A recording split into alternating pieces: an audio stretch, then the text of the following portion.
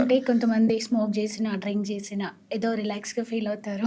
అంటే చాలామందికేంటంటే, ఇప్పుడు స్ట్రెస్ వల్ల ఏదో ఒకటి చేస్తే వాళ్ళకి రిలీఫ్ అనిపిస్తది. హ్మ్. కొంతమంది బింజ్ ఈటింగ్ జేస్తారు. హ్మ్. ఎక్కువ ఆర్డర్ చేసుకొని ఫుడ్ తీసుకుంటారు. అవును. కొంతమంది డ్రింకింగ్ జేస్తారు. హ్మ్. కొంతమంది వాకింగ్ మ్యారథాన్స్‌కెళ్తారు. వాకింగ్. కొంతమంది రన్నింగ్స్ గానీ, లేకపోతే ఆల్కహాల్ తీసుకుంటారు. కొంతమంది స్ట్రెస్ రిలీఫ్ కోసం ట్రిప్స్ సాంగ్స్, ఎళ్తారు, సాంగ్స్ వింటారు. Dance. So, music, dance anything which ever hmm. Type hmm. Of stress relieving factor వాళ్ళకి అనిపిస్తదో, depends on the persons. Individual person related వాళ్ళకి ఫీల్ అయినట్టు వాళ్ళు చేస్తూ ఉంటారు.